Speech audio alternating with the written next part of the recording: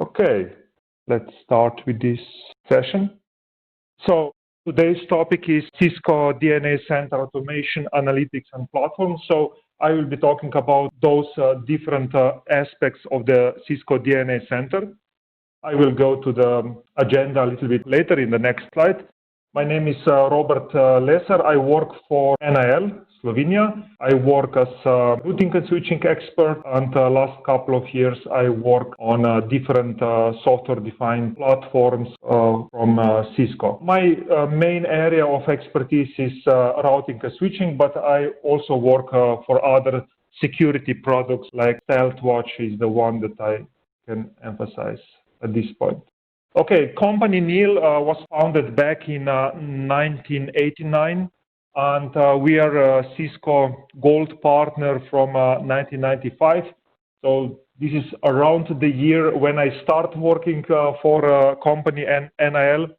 Headquarter is in Slovenia, in Ljubljana, but we have some offices in other countries, as you can see on this slide. From previous year, 2019, NIL becomes a part of Concha Group. In relation to this Cisco DNA Center, NIL offers consulting services for designing, implementation, and so on. We can also prepare some customized trainings, so to prepare you or your teams or your customers to adopt this product or this solution. So we call this mentored installed, or we just provide trainings for you or your customers. Okay, at this point, when we see the agenda, I will first want to welcome all of you to this webinar. It will be very short webinar. You will see just a couple of slides on each of these topics. I would like to thank all NIL and Concha customers. I know that invite was brought to you through Concha channels, so welcome to this webinar. What we will be talking here, I have a couple of slides on each of these, so you see on my screen some introduction, so we will take introduction on this, and then we will talk about three, let's say, aspects of the DNA Center, so automation, assurance, and platform. Although initially there was only automation and assurance, but later they add this platform. And I will explain you what each of these aspects means, or what you can do with these things on the DNA Center. And for the last thing, I add a little bit of a roadmap, licensing, so how licensing works, and where you can get more resources on the DNA Center. And then we will have Q&A session as our last, let's say, last thing on this webinar. Okay, so before we start with the DNA Center, we need to look into what are traditionally key challenges in today's network. And you see on this somehow marketing slide shows that today's network are facing a lot of, let's say, endpoints connected, a lot of devices connected to the network, and there is really hard to keep on with the segmentation in the network. And for this reason, like in the past, we were using subnetting, VLANs, and so on, all these nice layer 2 technologies, but we found out that this will not scale on a long term. In this area, of course, DNA Center will be of very helpful to us because it allows us to do segmentation on much faster level. The technology I talk about is software-defined access, or SDAccess, which is, let's say, a topic for different webinars. Most probably it will come later this year. But today we talk only about DNA Center. So we have this segmentation complexity of the management. So with a DNA Center, we want to address the management to have a single platform or a single pane of glasses where we can manage our network. And of course, with this comes the resolution of the issues. If there is any issue that was happening in the past, how you can resolve this. Of course, we have all these SIEM tools today, but they may not address all the aspects of the network. So all different, whether it is routing, whether it is QoS, whether it is a security aspect of the network. So this is not addressed with a single product up to now. Now, with the DNA Center, we actually say this is a controller. It comes as hardware device. There are 3 different sizes. I will talk about this later. And it is installed in the network where you can control your routers, switches, wireless LAN controllers, and so on. So it is meant to be used for automation. So this controller is automating our network devices, but at the same time is used to collect different telemetry information from the network. So I talk about syslog, streaming telemetry, net flow, and other kind of information coming from the network. So that's why DNA Center is for management, so for automation, and also for analytics. And then I will be explaining this platform in the separate series of slides. So platform is helping us to build other services to use DNA Center to utilize our network. So this is as short as I can explain a platform, but I will talk about the platform a little bit later. When you look today on the DNA Center scaling, so you will find 3 sizes of the DNA Center. You have these 3, and you select the size based on the number of the devices that you want to control.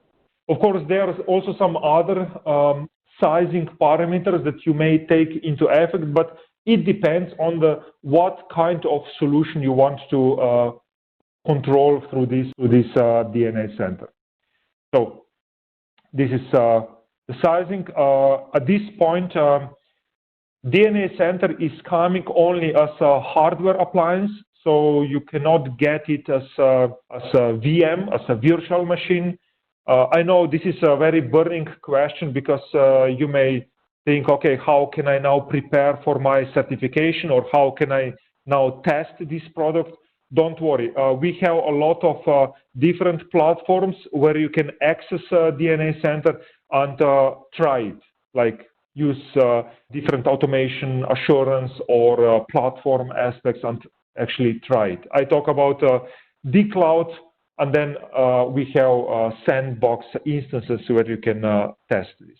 But if you want to build this in your lab, currently it is only based on the hardware. Okay, architecture, I already explained you this before. So DNA Center, like the middle point, is able to control Cisco devices. In addition to Cisco devices, Cisco is opening a platform to utilize or to add other vendor devices into the DNA Center. So I will be talking about this in the platform, but here we can actually add other non-Cisco devices in the DNA Center. This was not done before, so for those of you who know other products from Cisco, like other controllers, you know that they are pretty much meant to be used for Cisco devices, so not so much for other vendors. But at this point, at the point of the DNA Center, you will have opportunity, or you have opportunity to add, let's say, Juniper devices, Huawei devices, and other vendor devices into the DNA Center. It is also integrated with ICE, with the Cisco ICE, but I will talk about this later. So currently, what we have is controlling network devices.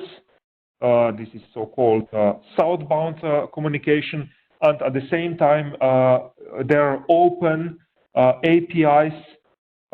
This is northbound communication, where you can, let's say, integrate your current services or your servers that you are running in your network with the DNA Center. Let me explain you through the example. So you have ticketing system like ServiceNow, and you want through the ticketing system to upgrade your access switches on the location, let's say A. In the ServiceNow, you will open a change request, so you will open a ticket. When a ticket is acknowledged, when it is confirmed, then ServiceNow opens API to distribute certain image and to activate image. When it is done by the DNA Center, the ServiceNow gets a response on this was done, so you can close a ticket, or all the devices, so all access devices got the desirable software version. So this is just one example, but there are more. You can basically refer to different case studies at Cisco to see what are other examples they may use. I print here just a portion of the product device support. So for this list of the devices, you can find Excel spreadsheet on the cisco.com. So it is called DNAC device support metrics. Again, not the whole list is displayed here. There are still items missing, but I'm just showing you how it looks like. So you have basically device type. You have recommended software and minimum software supported, and then you have the license support. You will learn later that we have a couple of different, we have two license levels, Essentials and Advantage, and I will explain you later how it works, but what you see here are those two columns explaining what kind of license is supported on a certain type of the device. And then there are other tools or features that you may see whether they are supported or not in the DNAC. Okay, let's now assume that you already have your DNAC running and it is installed in your network. By the way, installation of the DNA Center takes, let's say, 3-4 hours. So be prepared for the first installation to take some time. When you first log in, you will see such a screen. I show you here a couple of different pictures. This is simply because you need to understand that they have, let's say, a couple of pictures behind, and they are presenting every time different pictures. So don't be confused about this. So just look in this window in the middle that says, okay, you are on the DNAC this and this, and you can log in with your credentials. So pay attention that the picture may be different. Now, when you log in, you will land on the welcome page where there are a couple of aspects that you can observe. So first, you will see this assurance summary, basically telling you what is the health of your network. It is divided on the health of the network devices, and then health of the clients and health of the applications. I will talk about this a little bit later. Then you have a network snapshot where you can learn what are the components of your network, so how many sites, how many devices, and so on and so on. So this is on the first page. And now let's scroll down on this page. We get to the 5 main components or tools. They are design, policy, and provision. These 3 are representing automation. So through these 3, design, policy, and provision, you are performing whether it is day 0 automation or day N automation. So inside design, you are designing your network based on the sites, buildings, floors, and these things. You are configuring IP address pools, basic network configuration, and so on. In the policy, you are, let's say, configuring kind of policies, who can communicate with whom, then whether there is certain feature like application policy that you want to enable, you configure it here. And then in the provision, you are basically selecting the site or you select the devices and push or provision this configuration to the devices. Assurance part, this is all about analytics. So you will see what is happening in the network through the assurance part. And then the platform helps you to utilize your other tools, other services to be integrated with the DNA Center. So if you have some other vendor switch and you want it to be integrated with the DNA Center, use SDKs, so software developer kits, and use them through this. Or if you have some ticketing system you want to control DNA Center, use a platform through the APIs, and you can utilize this service as well. When you scroll down more, so from previous page, I scroll down more, you will see more tools here. And these tools may change from the version to version, but eventually, I will not go through all of this. You have a tool, Discovery, that helps you discover devices quicker, like it may be through the IP range, through the CDP, through the LLDP, and so on. You have topology for graphical representation of your network. Command Runner is basically a tool where you can push certain commands to the device. Basically, this is just for show and ping commands. Not the configuration can be done through this, and so on. So there are other tools. As I told you, it may change. I remember from before, from the version 1.2, we had here tool inventory, but later they include this tool in the provisioning part of the DNA Center. Okay, so I already talked about this. DNA Center is assembled from two components, so automation and analytics, and each component is doing what the name suggests. So automate the configuration or analyze the configuration, or analyze the performance of the network. This slide is basically telling the same thing. So you have DNA Center that is changing your business intent into the configuration and is pushing the configuration to the network devices. Then the context from the network devices is collected and get back to the DNA Center where you can analyze this. Part of this telemetry information can be pushed to the cloud, to this cognitive analytic cloud, where Cisco is doing this artificial intelligence and machine learning to find certain deviations and then push you back some insights into what is happening in your network. But this is completely, let's say, optional part. There is still an analytics part of the engine on the DNA Center itself. Okay, and now we get to the first, this is automation part. So basically, with the automation helps us to configure network devices on a fast and secure manner, and without any, let's say, mistakes. And if there are any updates that needs to be created, we have workflows in the DNA Center that help us to automate certain things in the network.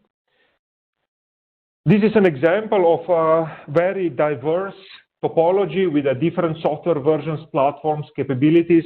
And if you have some experience in configuring QoS, you know that this is a major challenge on how to configure all these particular devices.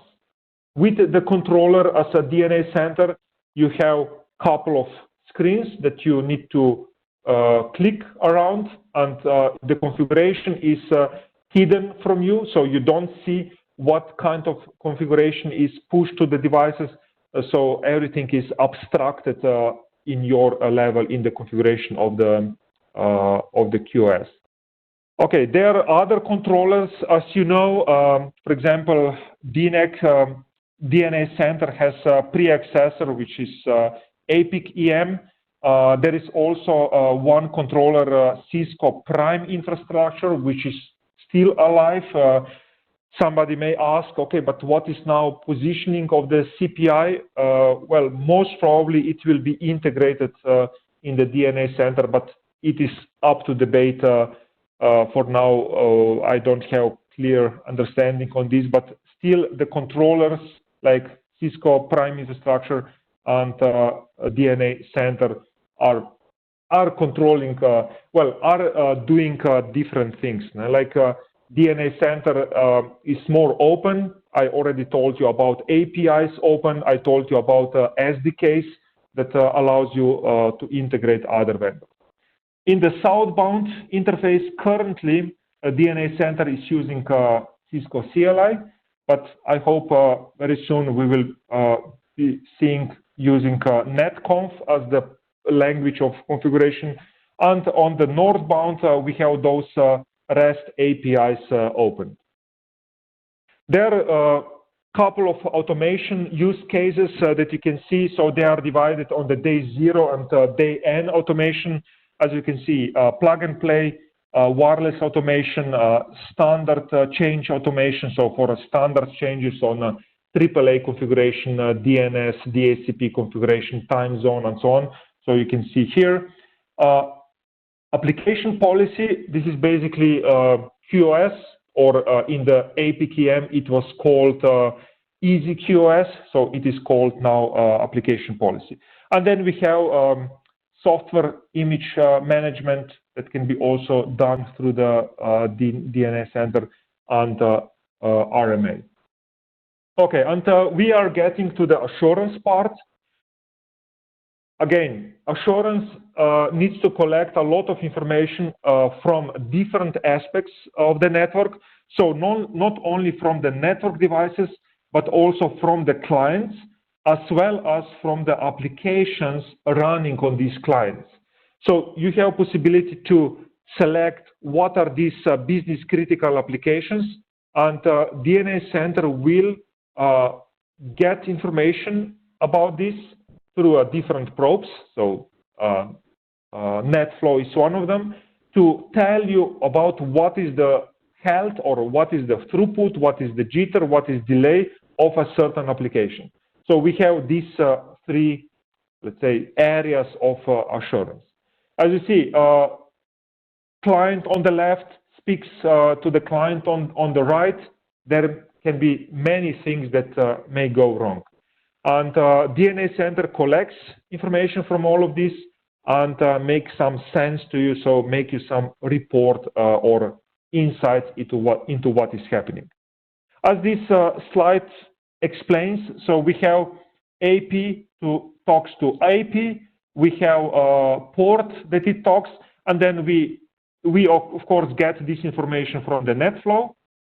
Then we have AVC, so application visibility and control. We have DDI, this is for DNS, DHCP, and IP addressing control. So all this information is put together in the DNAC assurance, so that it provides you insights what is happening with a certain user. For example, if this user tells you that this device cannot connect, you already know from the DNAC where device connects to, what switch routers are involved, and you can pretty much very quickly get to the resolution. Cisco also get into cooperation with Apple and Samsung with their phones. We call this Apple Analytics and Samsung, Apple Insights and Samsung Analytics, where a phone sends telemetry information to the DNAC, where a DNAC can analyze this. So we talk about different telemetry information on signal to noise ratio, signal strength, channel throughput, and so on, and also the reason why, for example, the client was disconnected previous time, so that you have all this information inside DNA Center. When you get to the DNA Center, you will search for this assurance tab, and in the assurance tab, you will land on the home page of the assurance, where you will see these three health screens. So you have network, client, and application health, and you can examine what kind of health is on all these different aspects. If there is a situation where a client calls you you can utilize this search button here and simply type a name of the user, select a user, and then you will be able to see all, let's say, this is called client 360 view, where you will be able to see who is the user, what devices are associated with this user, and then for every device you see some kind of report. Like here for this particular iPad, you see that there was a time of period that there was some problem with the connectivity. You can go back and examine where this happened, who was affected, and whether there are some critical assets that you need to correct. With the client 360, you see much more like issues, what the issues may be, or where the device is onboarded right now.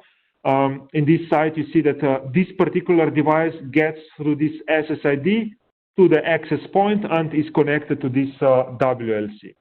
When you scroll down this page, you will see more and more reports and tests that you can do on this particular client to help you understand what is happening and how the client connects. Like here, you will see certain events, path trace, that you can enable a path trace from the client to particular, let's say, printer or server to see what are all the components in the path between those 2 points. And then what I told you before, application experience.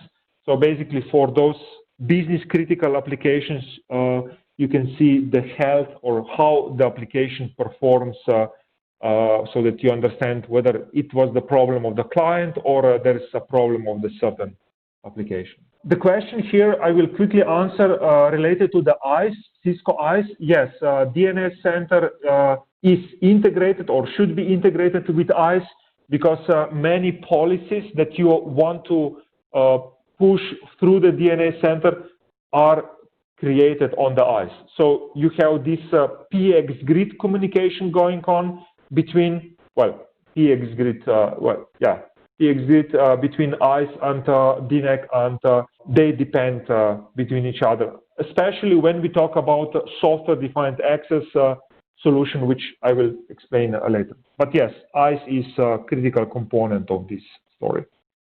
Next is platform. So the platform is basically, as it says, is the concept is the platform where Cisco wants you to start utilizing your services and bring them into the DNA Center. So the DNA Center platform becomes, let's say, a central point of your network, where your business applications are controlling network devices through the DNA Center.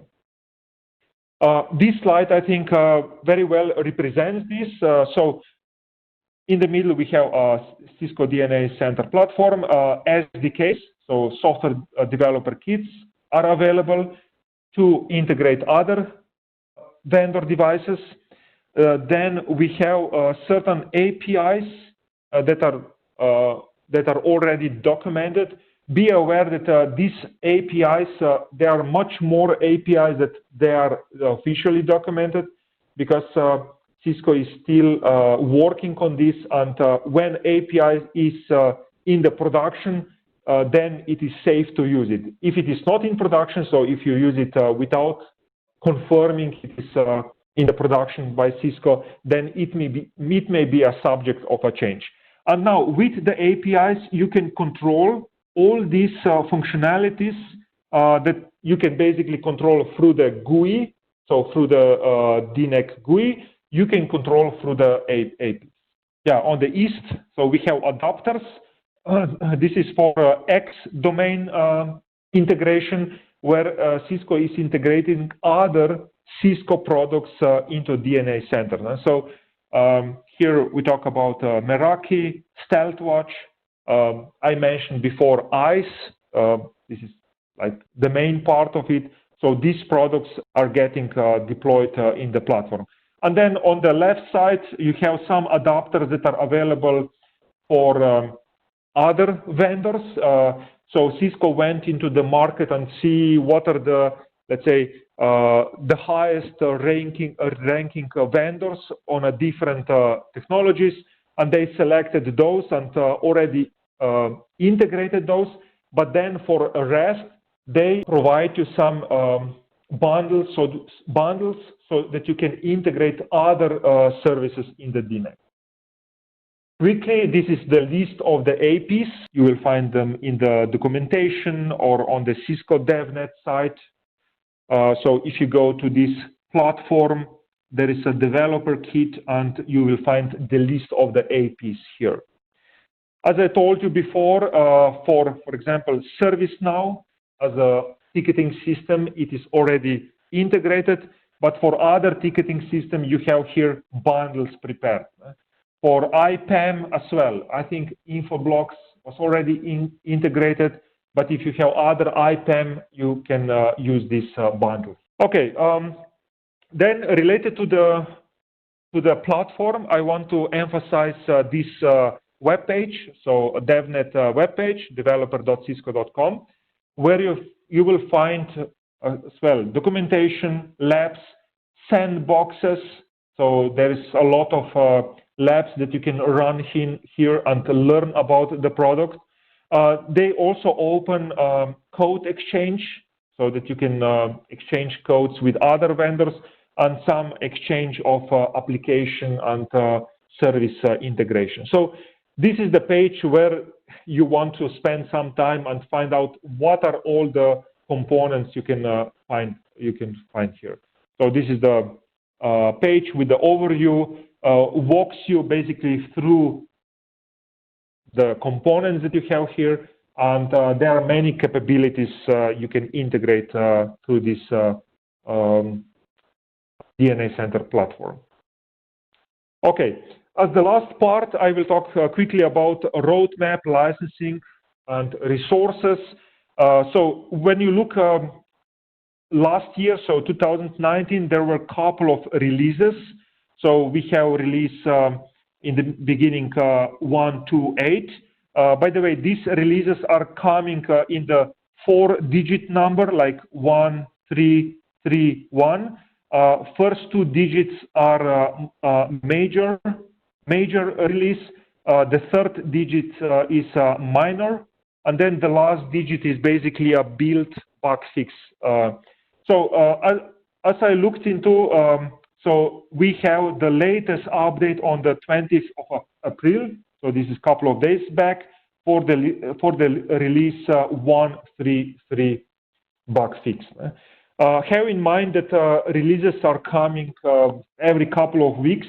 So in, let's say, 1 year, there is a lot of changes in this segment. So Cisco is investing a lot of resources in building this product.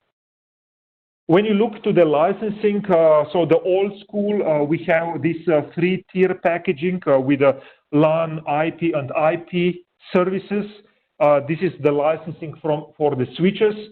Today, with the Catalyst 9K and other switches and routers that are supported with the DNA Center, we have 2-tier licensing. We have a network licensing. This is based on the hardware, so this doesn't change. You buy it once, you have it all the time. But then it is a subscription-based DNA licensing. So you have 2 tiers. So you have essential with more basic stuff and advantage with those advanced stuff. So this advantage license is 3, 5, or 7-year subscription. And this network license is permanent licensing.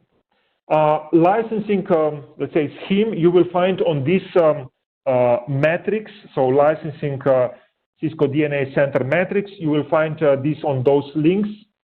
Just to quickly show you how it looks like. So you have such table. It is downloadable in the PDF format. You have network essentials and advantage. Again, this is coming with your hardware. it doesn't change. But of course, if you want to run some advanced features through the DNA Center, it makes sense to go to the Network Advantage license, because you can't get to the Cisco DNA Advantage license without having a Network Advantage license. And then we have these two licenses that are related to the DNAC. So you want your device to be controlled by the DNAC, you buy those subscription-based licenses. Then in addition to this, you have Cisco DNA Premier. This is the license bundle where you get everything what is in the Cisco DNA Advantage, plus some additions on the ICE license, StealthWatch license. This is pretty much it. Yeah, I think I put this in a separate slide. Yeah, so this Cisco DNA Premier, you have some features enabled, so that involves a StealthWatch. So this is for ETA, encryption traffic analytic.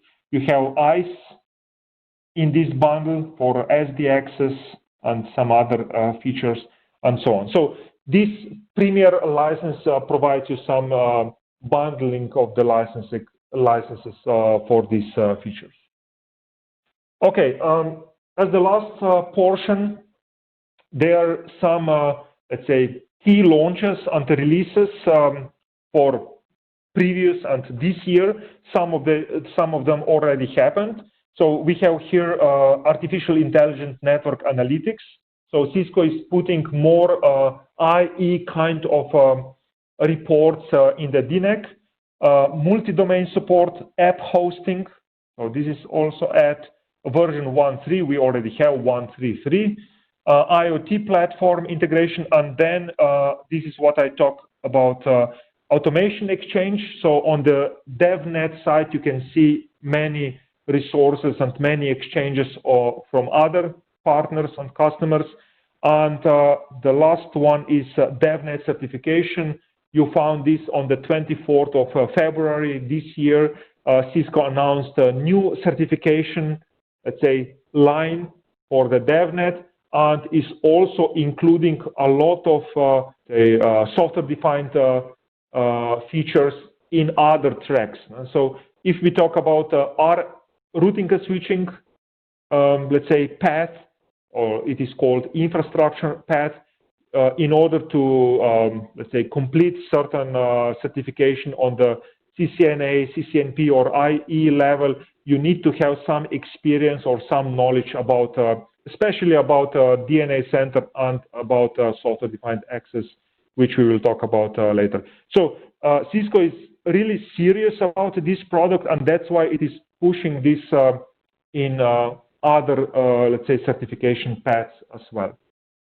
Some resources, you will find resources on the Cisco Live in the form of presentations and recordings. On the dCloud, you will find certain labs. Today I looked into their 2 labs that may be on your interest. They are on a different versions.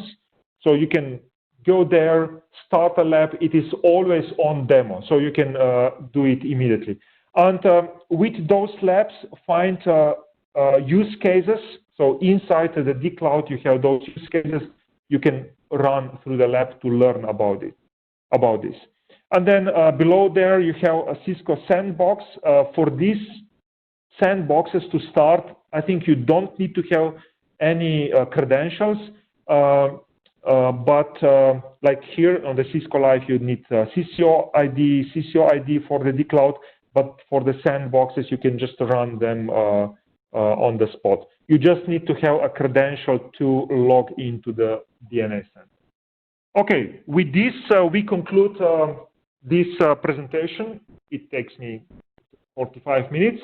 And now I will open panel for questions, for any possible questions. Let me see if you have questions, and I will address those. Okay, yeah, this question is very, many times is happening here. So is DNA Center available as the virtual machine? As I told you initially, currently not. I know that many engineers want to get in touch with this technology. So it doesn't make sense to buy just to buy a product to, let's say, to prepare for your exam, and that's why you have these resources that I talked to you about. But otherwise, currently, I'm not aware that there's any ISO image or anything like that that is supported by Cisco that you can run in your lab. So only hardware platforms. I think it has something to do with the resources, because in the past Cisco had not very good experience with people running controllers on underspecified, let's say, machines. Okay, next question is DNA Center controlling access points? Not directly. So DNA Center is controlling WLC, and then WLC controls APs.